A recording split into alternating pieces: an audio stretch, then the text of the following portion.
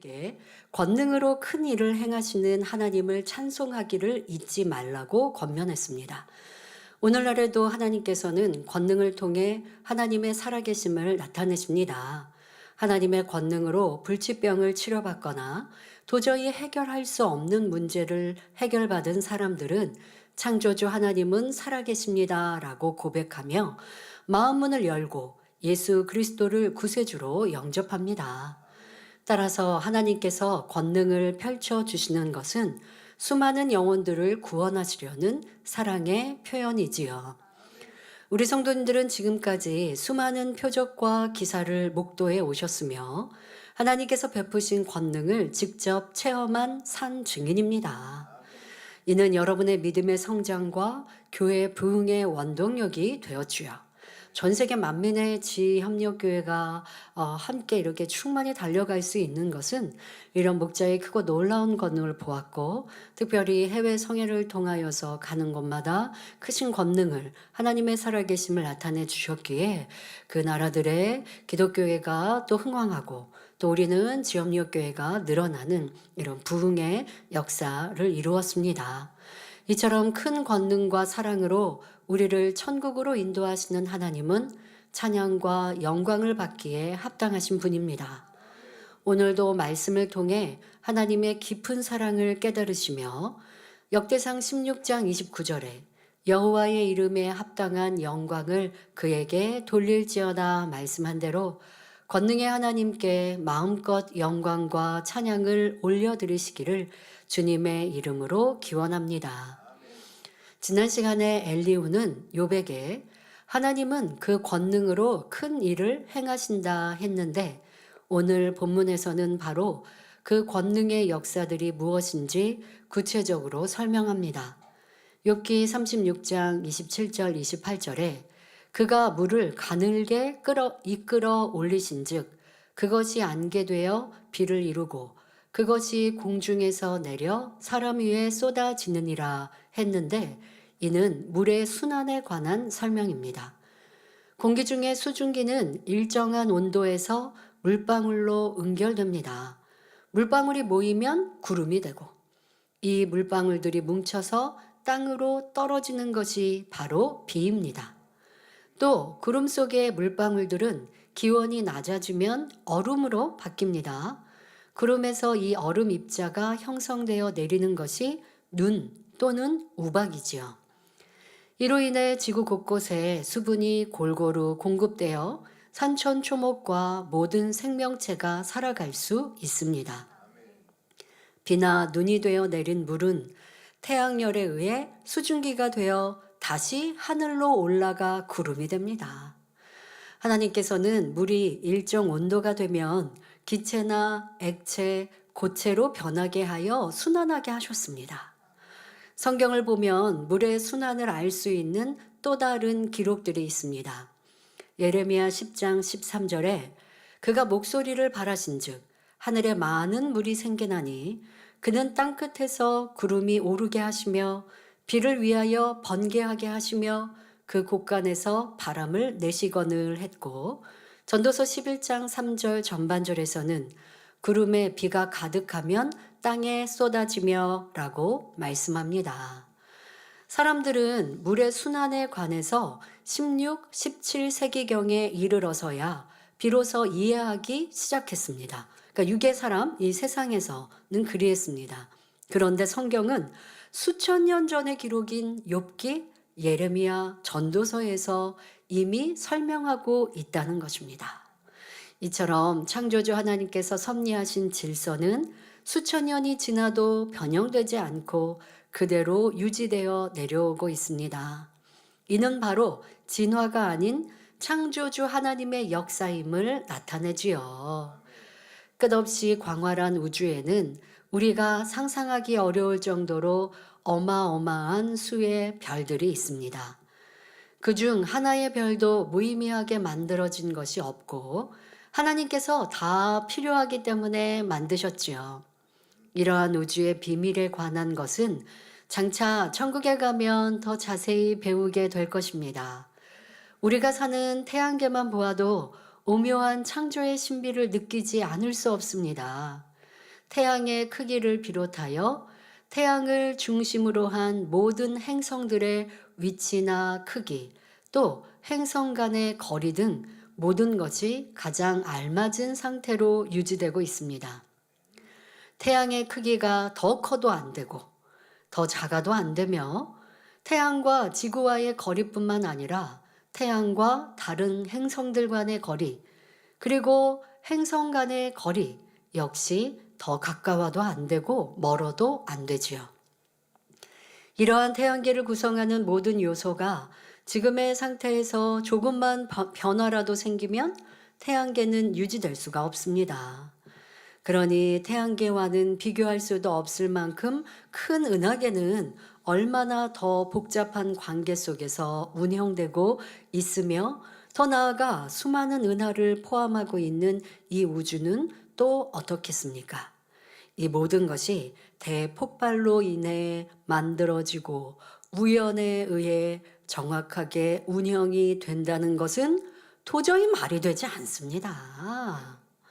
바로 하나님께서 계획하신 정확한 프로그램에 따라 우주의 질서와 법칙을 세우시고 거기에 맞추어 별의 크기나 위치 하나까지도 한치의 오차 없이 정해 놓으신 것입니다.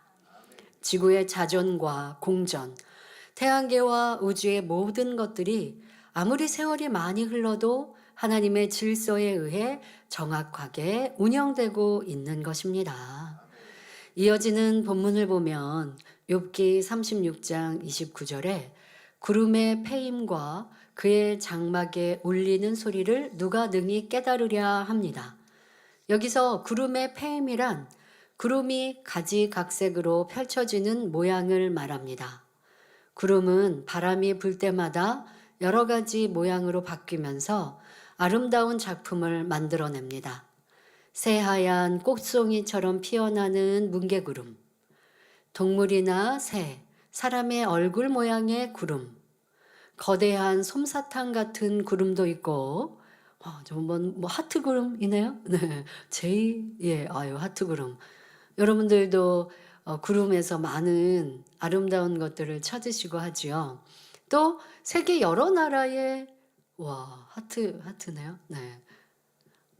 세계 여러 나라의 지도 모양의 구름 등 다양한 형태를 연출합니다. 또한 여기서 그의 장막에 울리는 소리란 천둥 소리를 말합니다.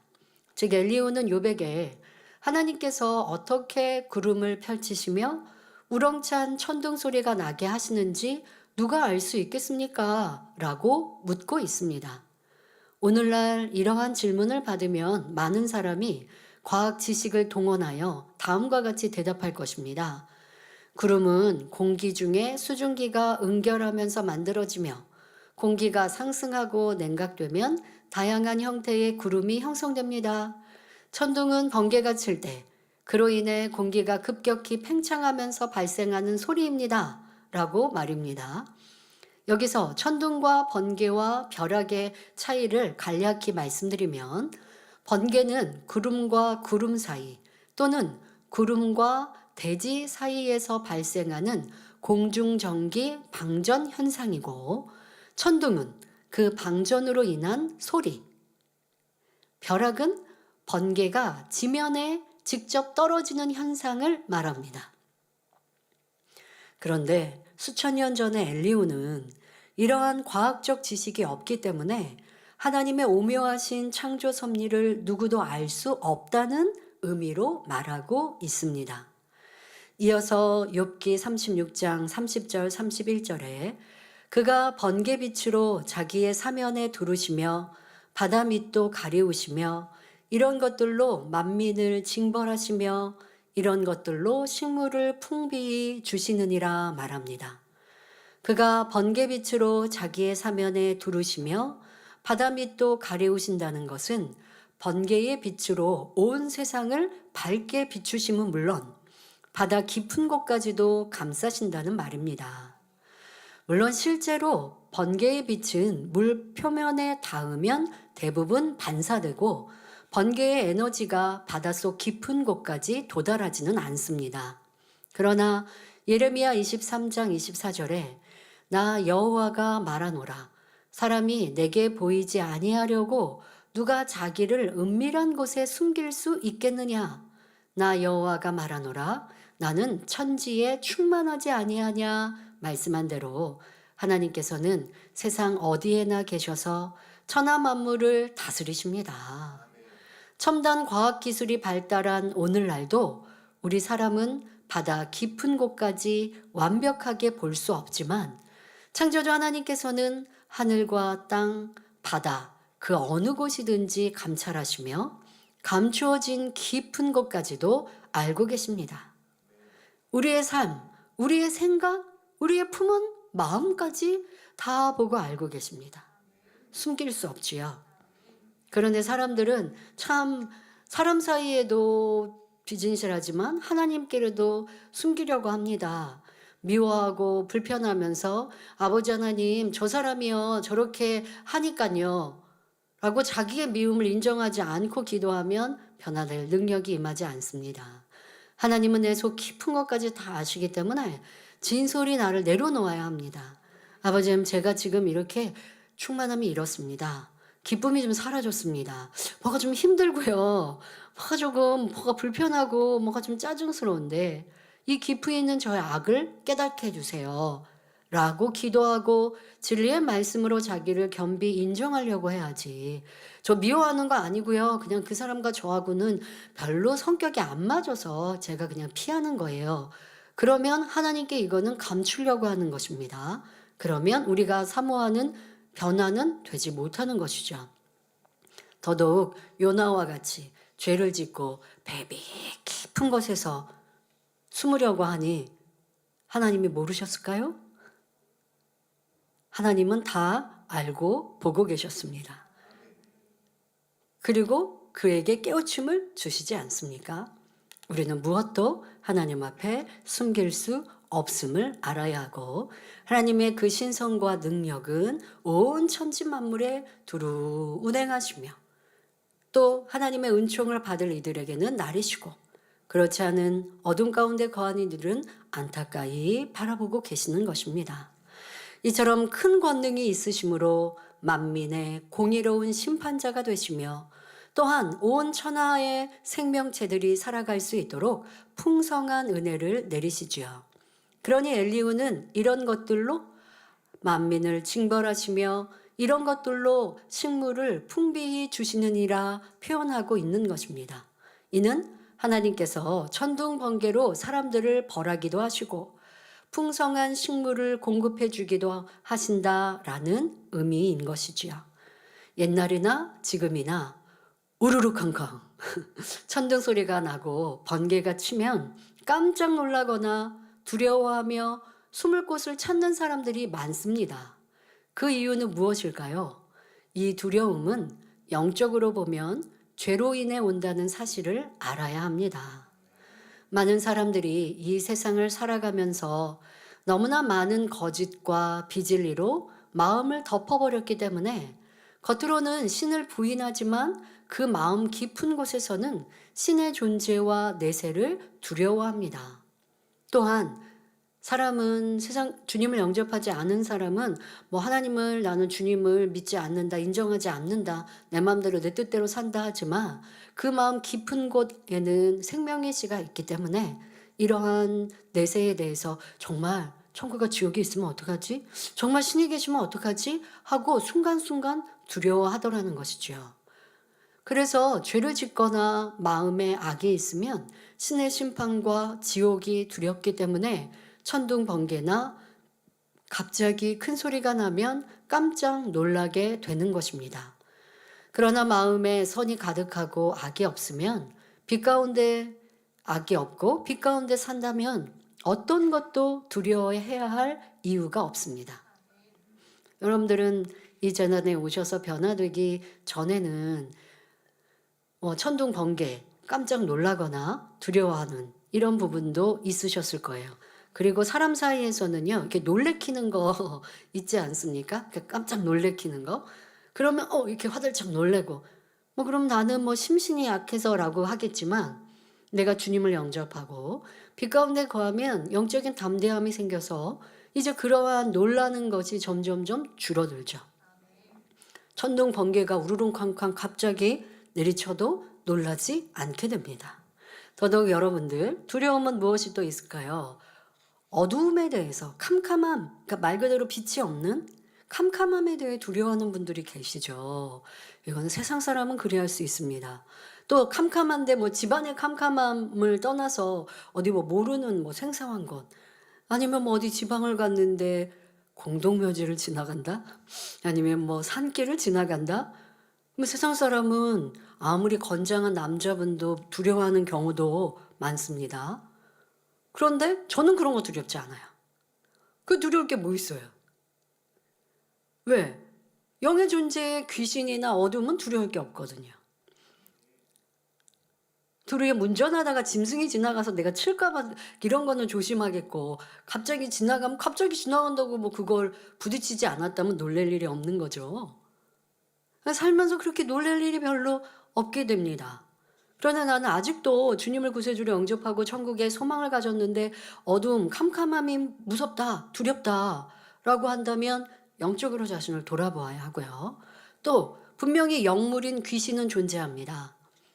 그런데 귀신, 아니면 귀신 들린 사람, 뭐 이러한 어둠의 역사를 받는 사람에 대해 두려워할 일도 없는 것이고, 귀신에 대해서 두려워할 것도 없지요. 나는 하나님의 아들, 딸이니 귀신은 내 앞에서 두려워 도망가지. 내 앞에 억제할 수 없다. 이런 영적인 담대함이 있어야 합니다. 그럴 수 있는 것은 내가 빛 가운데 진리 가운데 거하기 때문입니다. 그런데 진리 가운데 살지 않으면 두려운 거예요. 그러면 이러한 것 통해서도 내가 얼마나 하나님의 말씀대로 살지 못했나, 이젠 그 말씀대로 살아야지 하고 다짐하셔야 하는 것입니다. 하나님께서 항상 지켜주신다는 것을 알고 믿기 때문에 두려워하지 않으며, 또 설령 죽는다 해도 천국에 갈 것이므로 전혀 상관하지 않는 것입니다. 신앙인이라 해도 참 믿음을 이루지 못한 만큼 두려움이 있습니다. 엘리후도 자신이 진리 안에 살지 못한 죄인이기 때문에 천둥 번개가 치면 두려웠습니다. 또 하나님께서 천둥 번개로 사람을 징책하시며 저주하신다고 생각했기 때문에 본문에 이런 것들로 만민을 징벌하신다라고 표현한 것입니다. 천둥 번개는 비를 동반하는 경우가 많으며, 성경을 보면 실제로 하나님께서 비로 징벌하신 경우가 있었습니다. 노아 시대에 온 세상이 죄악으로 관영하니 하나님께서는 40일간 큰 비를 내리심으로 세상을 홍수로 심판하셨지요. 이처럼 인간에게 징벌을 주는 슬픔의 비가 있는가 하면 산천조목을 자라게 하고 사람에게 생명과 풍요를 가져다 주는 축복의 비도 있습니다. 이어지는 본문을 보면 욥기 36장 32절에 그는 번개빛으로 그 두 손을 싸시고 그것을 명하사 표대를 맞추게 하시나니 말합니다. 사람이 활이나 총으로 어떤 관역을 맞추려고 한다면 손으로 그것들을 그러니까 무기나 뭐 이런 걸 들어서 사용합니다. 엘리후는 번개가 칠 때 번쩍거리는 그 빛이 마치 어떤 목표물을 향해 내리꽂히는 것처럼 보였습니다. 만일 어떤 건물이나 사람에게 벼락이 떨어졌다면 그것이 표대가 되는 것이지요. 이는 엘리후가 보기에 하나님이 두 손으로 번개빛을 들어서 그 표대를 향해 내리친 것입니다. 현대에는 피뢰침이 널리 보급되어 건물이나 중요한 시설을 보호하고 있지만, 예전에는 번개에 이렇게 맞아서 다치고 사망하는 경우들 있었죠. 그런데 점점 현대에 들어서 이 번개를 막을 수 있는 방법, 이런 피뢰침이라고 하는 이런 것들이 있습니다. 그래서 그런 것을 곳곳에 박아놓고 세워놓았기 때문에 사람들이 그런 피해들을 점점 받지 않는 것을 봅니다. 근데 그러나 피뢰침이 없었던 옛날에는 벼락이 건물이나 사람에게 직접적으로 떨어져 피해를 입곤 했습니다. 과학이 발달한 오늘날은 번개가 하나의 자연 현상임을 알고 있지만 옛날에는 이를 과학적으로 설명할 수 없었기 때문에 엘리후가 생각하는 것처럼 번개를 하나님의 징벌의 도구로 여기는 경우가 많았습니다. 만일 사람이 벼락에 맞아 죽으면 신이 내린 저주로 여기며 그 사람은 죄를 많이 지었나 보다라고 단정 지었죠. 옛날 과학이 발달하기 전에는 많은 자연 현상들에 대해서 사람들이 두려워하죠. 하늘을 인정을 하고 신을 인정하는 거는 좋지만 자연 현상인데 그것이 인생들에 대한 저주나 아니면 뭐 왕에게 뭐 임하는 저주처럼 그러한 경우들 봅니다. 뭐 개기일식 같은 경우도 사람들이 막 두려워 떨고 뭐 지금 뭐가 망할 것처럼 이렇게 생각하지 않았습니까? 그러니까 이러한 일들이 과학이 발달되기 전에는 있었던 사람들의 마음이었는데요. 이 엘리후가 얘기하는 것처럼 하나님께서는 이런 번개로 사람을 질책하신다라고 지금 오해하고 있습니다. 이어서 욥기 36장 33절에 그 울리는 소리가 풍우를 표시하고 육축에게까지 그 올라오는 것을 표시하느니라 했는데, 이는 번개가 치고 뇌성이 울리면 폭풍우가 올 것을 우리 사람은 물론 짐승들도 알게 된다는 말입니다. 대부분의 동물들은 인간보다 훨씬 민감한 청각과 후각을 가지고 있습니다. 천둥 소리는 인간에게도 큰 소리로 들리지만 동물들은 훨씬 더 멀리서도 그 소리를 감지할 수 있지요. 또한 공기 중의 냄새 변화도 민감하게 느낄 수 있어 비나 폭풍이 다가오고 있음을 미리 안다고 합니다. 동물들은 이러한 신호를 감지하면 본능적으로 위험을 피할 수 있는 안전한 곳으로 이동합니다. 새들은 바람이 거세지기 전에 더 높은 곳이나 나무 속으로 피하고, 땅에 사는 짐승들은 굴 속으로 들어가거나 나무 밑으로 숨어들며 곤충들도 안전한 곳을 찾아 미리 대피합니다. 그래서 이 예전에 과학이 발달하기 전에는요, 이러한 새가 낮게 난다? 그러면 이제 비가 많이 오려나? 라고 이해하고 또 준비하고 대비하는 사람들도 있었고, 또 이런 개미 같은 경우도 피하기 위해서 무리지어서 이렇게 가는, 그래서 사람들이 짐승이라든가 이런 자연을 통하여서 어려움들과 문제들을 미리 방지하거나 준비하는 지혜로운 사람들도 있었던 걸 보는데요.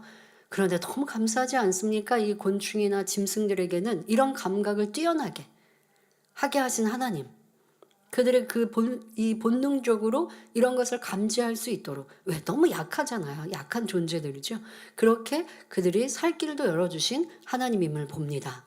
우리 사람은 기술과 과학을 통해 날씨와 기후 변화를 예측하고 대비하지만 동물들은 하나님께서 주신 본능으로 자연의 변화를 감지하는 것입니다.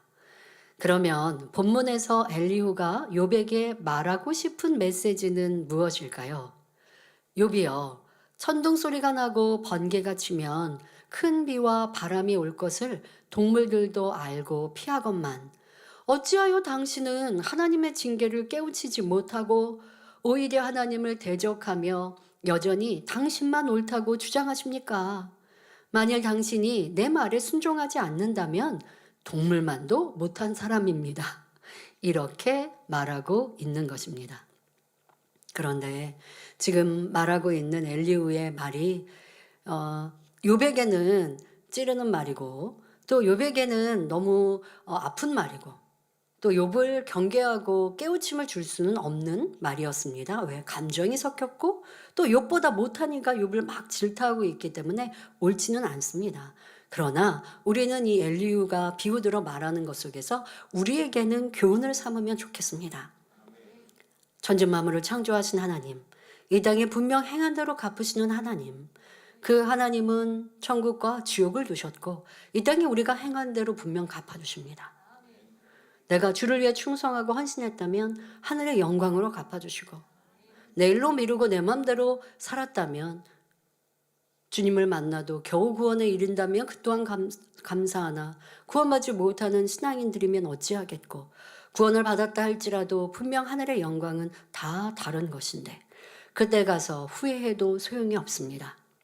엘리후가 이렇게 번개를, 천둥을, 또 자연 만물을 들어서 또 동물이 자연 이러한 감각으로 하나님이 주신 본능과 감각으로 비가 올 것도 지금 자연 재해가 있을 것도 알아서 미리 피하는데 왜 너는 하나님께서 질책하실 때 회개하지 않느냐라고 말하고 있습니다.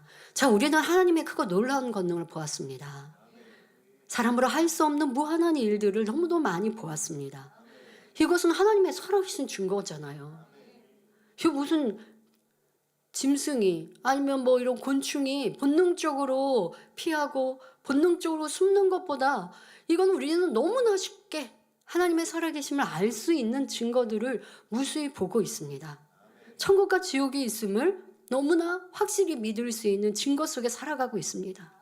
그런데도 왜 어리석게 짐승은 그런 것을 느끼면 피하기도 하고 도망도 치는데 왜 하나님을 주님을 믿으려 하는 성도가 하나님의 권능을 보고 하나님의 역사를 보면서도 내 마음대로 내 뜻대로 사는 어리석음 속에 사는지요.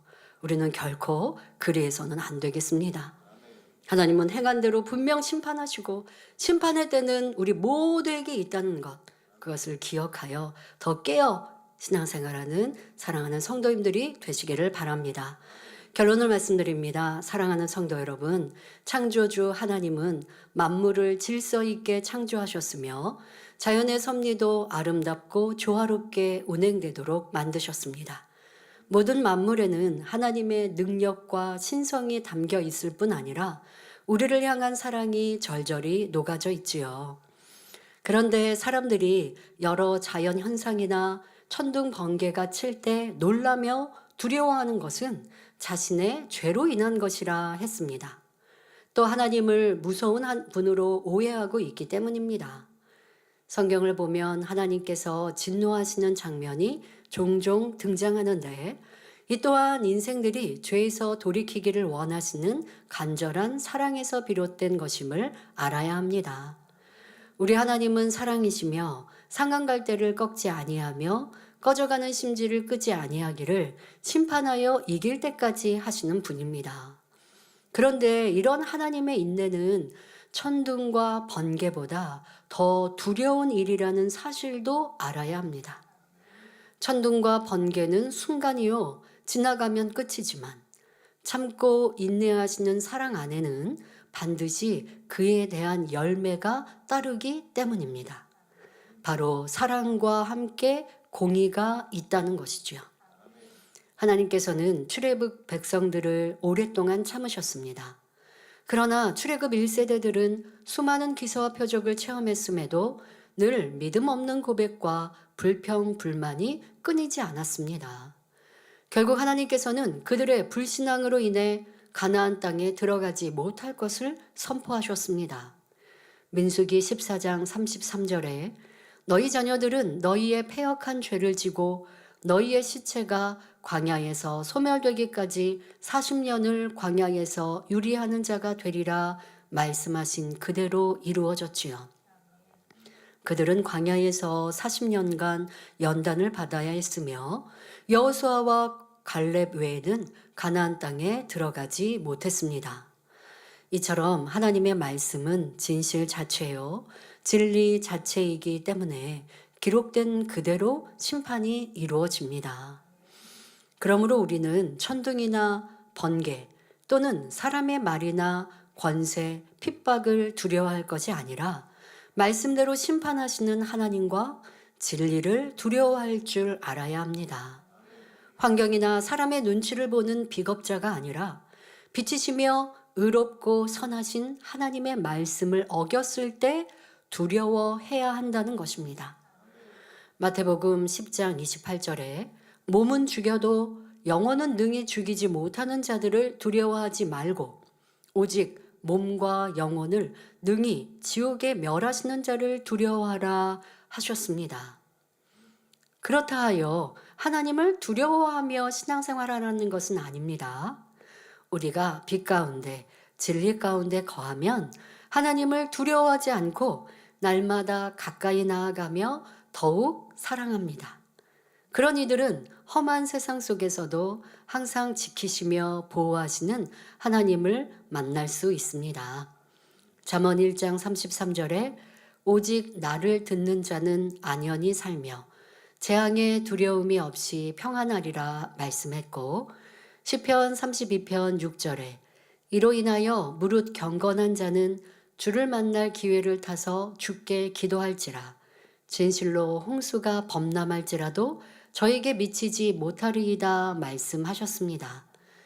그러므로 항상 하나님의 진리 말씀 안에 살며 깨어 기도함으로 참된 평안과 축복의 삶을 영위하시기를 주님의 이름으로 축원합니다. 설교가 너무 빨리 끝났죠. 어이구, 왜 이렇게 빨리